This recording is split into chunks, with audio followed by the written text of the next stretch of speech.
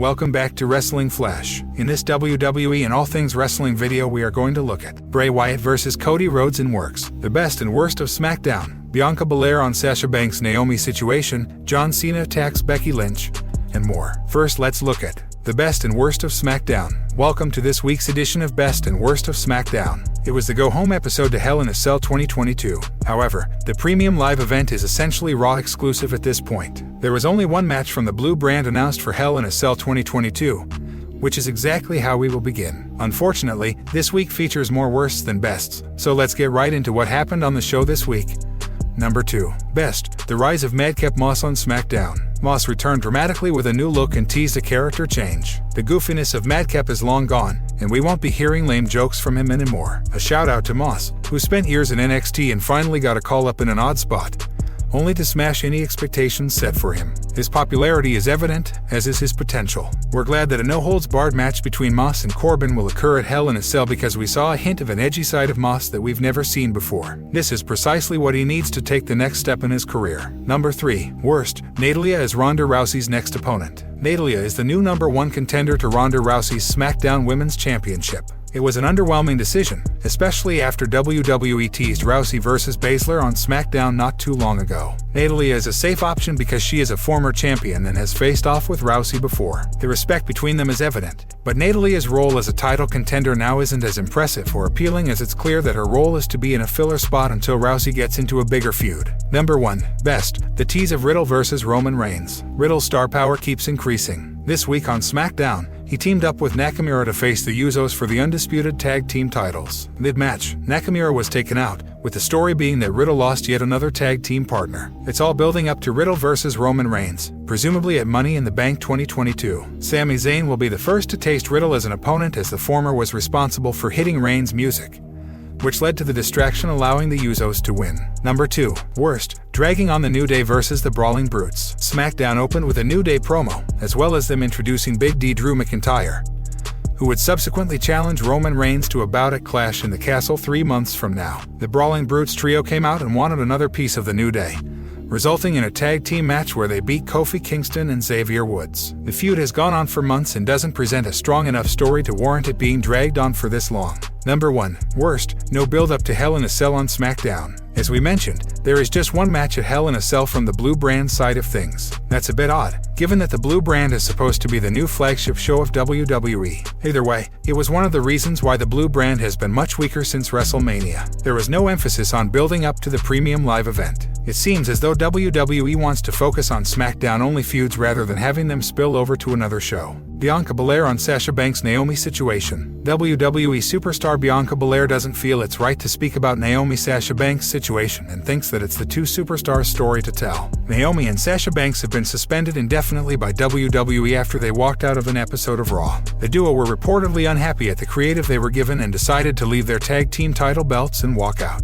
While speaking to Sports Illustrated ahead of the Hell in a Cell show, Belair said that she has had great memories with both stars, but decided against speaking out on their current situation. I've shared some amazing moments with them both, and I'd rather not speak on it. That's their story to share, and they should be the first ones to speak on it, said Belair. Belair created an incredible moment with Sasha Banks at last year's WrestleMania show, becoming the first African-American woman to main event the show of shows. Banks and Naomi's walkout resulted in getting them suspended and their tag team titles stripped of them. It also resulted in a worrying situation with the women's tag team division, as the company has yet to crown new champions or even create a tournament for the vacant titles. A recent report has indicated that WWE has no plans for a women's tag team tournament at the moment. That women's tag team tournament is like dead now. Yeah, not a word. They had an idea for 4 women's teams, whatever they end up being. It was pitched, but it was never signed off on as of like a week ago. Now, I have no idea what's going on. It's like not a word. It will be interesting to see what the company does with the women's tag team division, which wasn't given much importance even before Naomi and Banks walkout.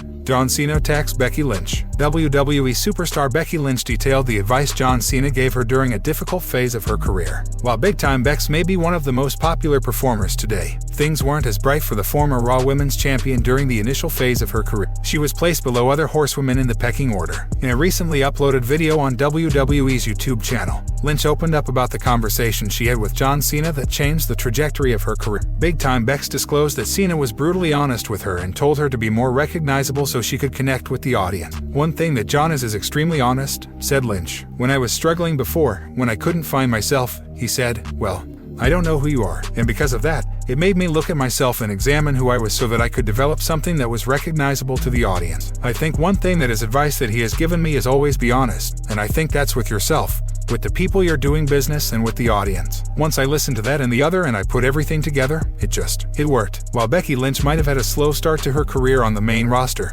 she is one of the biggest stars, male or female, in the company today. Lynch was one of the catalysts for the women's revolution that started with her official main roster debut in 2015. Although she was the inaugural SmackDown Women's Champion, she was never given the spotlight like Charlotte Flair. However, Lynch's ability to adapt and reinvent herself helped her completely turn around her career. Her run as the Man was one of the most remarkable rises in WWE, and it culminated with her winning the historic main event of WrestleMania 35. Becky's return at SummerSlam 2021 as a heel was a welcome change as she started displaying her villainous side with her over-the-top clothes and devil-may-care attitude. Big Time Bex is currently chasing the Raw Women's Championship after she dropped the title to Bianca Belair at WrestleMania 38. She will face Asuka and Belair in a triple threat match for the title at Hell in a Cell. 3 major Bray Wyatt feuds rumored to happen upon his WWE return. A few days ago, former WWE superstar Bray Wyatt posted a series of cryptic tweets, indicating he is ready to return to wrestling. Naturally, this has led to rampant speculation over his second coming in the company. If Wyatt is to make a comeback to the squared circle, WWE is the likely destination.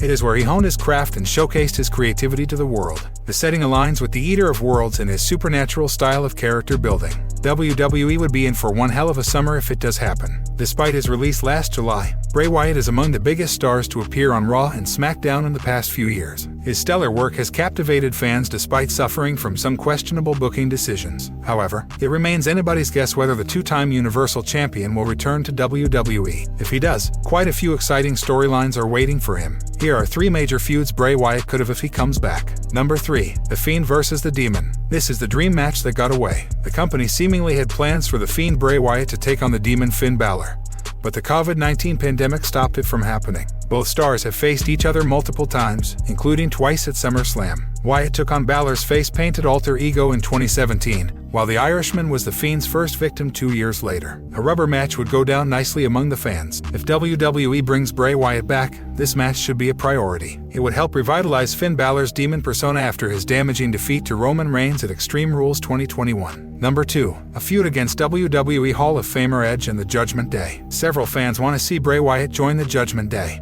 but he would be better off against the group should the Eater of Worlds return to WWE. Edge should ideally recruit a less established name to his faction, which already boasts Damian Priest and Rhea Ripley in its ranks. Wyatt has proven to be a great anti-hero in the limited time he's been given a chance in the role. Going up against similar purveyors of darkness can add another layer to his story, with WWE dousing this potential storyline with shenanigans galore. It would be quite the sight for Wyatt to take on the entire Judgment Day, with him being a great choice to deal Edge his first loss since turning heel this year. Perhaps, the Wyatt family could begin growing again. Number 1. Bray Wyatt and Cody Rhodes have an interesting history. At first glance, it doesn't seem like Bray Wyatt has any history with Cody Rhodes, but he does. The American Nightmare was his pro on the 2nd season of the game show version of NXT in 2010. Back when Wyatt was known as Husky Harris, the army tank with a Ferrari engine. That period of his career did not end well, as documented in the Firefly Funhouse. As a result, Bray Wyatt could go all the way to his roots to truly enjoy a rebirth in WWE. A rivalry with Rhodes would be intriguing, especially with both stars focusing a lot on promos and storytelling. The Fiend can be a menacing deter for Cody on his road to a world title shot against Roman Reigns. As for a match against the Tribal Chief, Wyatt would be better off staying away from him.